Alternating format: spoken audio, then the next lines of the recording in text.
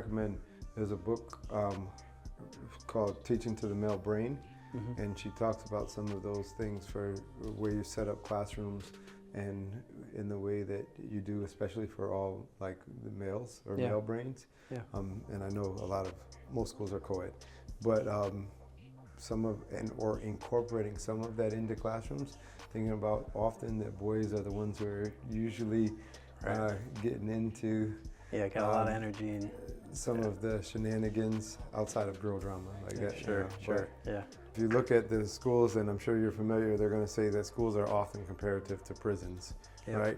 You look at the food, looks like jail food. You look at the structure of the buildings, most of them look like old jails.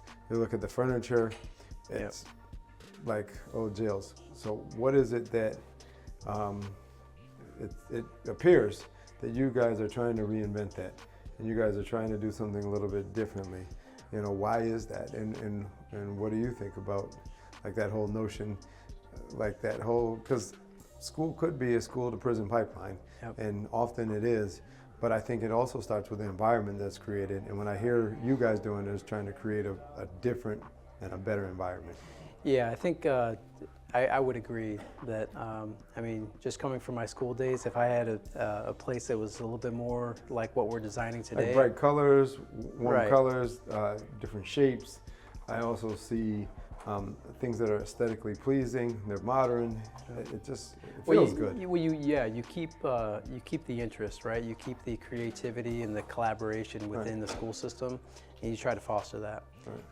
If you're losing that, and the moment the communication breaks down, or a sense of having a belonging to something, that's when we believe that things start to degrade, and you can go elsewhere, get yourself into trouble, and you name it. But at least from a space concept perspective, there's a lot of studies showing that, you know, the bright colors, the breakout spaces, to your point, the sitting versus standing to more movement, all of those things help keep the brain active, and so you're continuously learning. And I also think if you look good, you feel good, right? Absolutely. And so that's something that gets said all over the world. If you look good, you feel good. But the same thing with your house.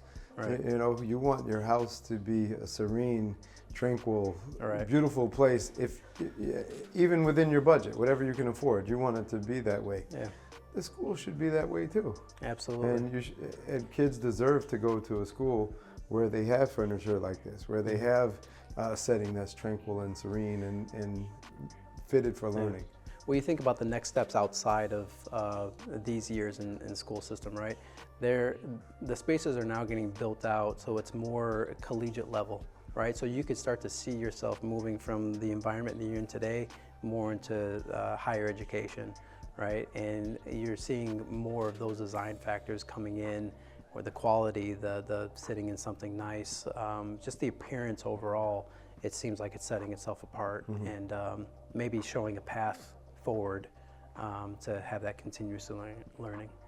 But yeah, this is what we've been able to put together so far for school systems around, and we've seen a lot of success and happy. We've had some schools poll their students after a renovation, and just getting thumbs up.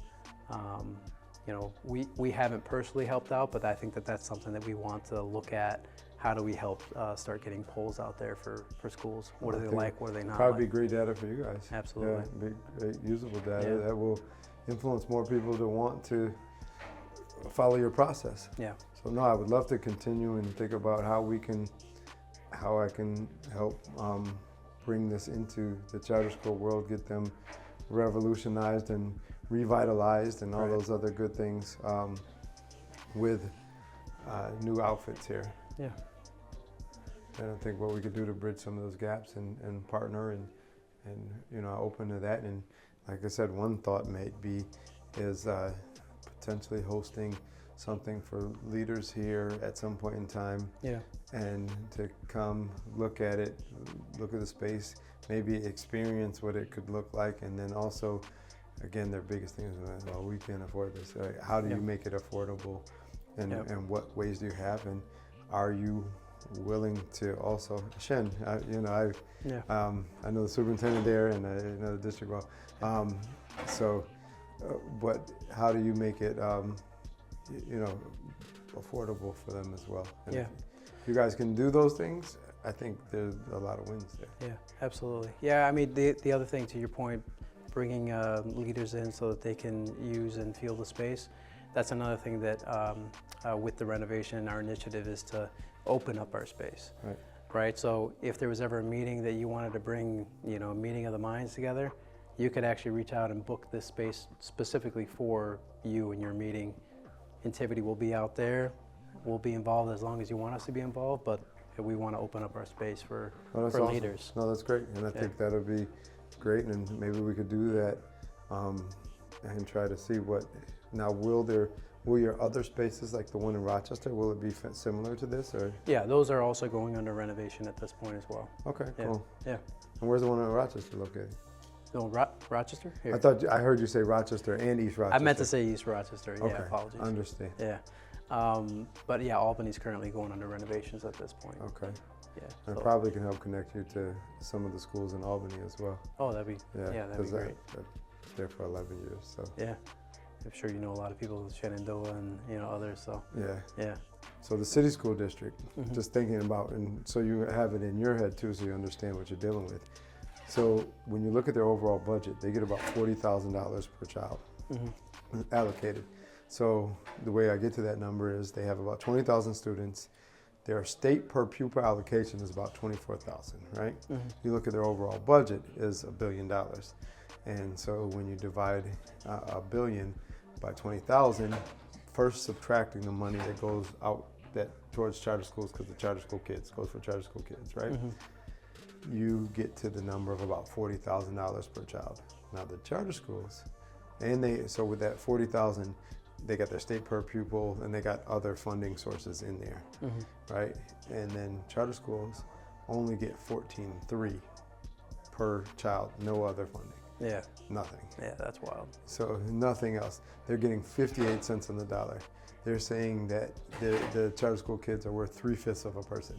Yeah. And so, and that's why I accentuate that is such an issue, is that it's because. Yeah, it is. I mean, just from a funding perspective, how do you continuously build spaces that are going to be evolving in a way to meet the need of students? So that would be my challenge or charge to you guys, Yeah. to think about, is there a specific program that you could affordably do to put together for charter schools based on understanding that there is some differentials that would still make sure you guys see a profit, but Sure. work with charter schools potentially differently because of that. Yeah. And so just thinking about that and what that could look like, because I think that would be attractive Right. to the charter schools if there was a charter school leaders and you were able to say, hey, charter school leaders, this is what we've designed for you because we understand your needs, Right. and here's what it could look like. And I think that's going to make somebody say, oh, well. Yeah.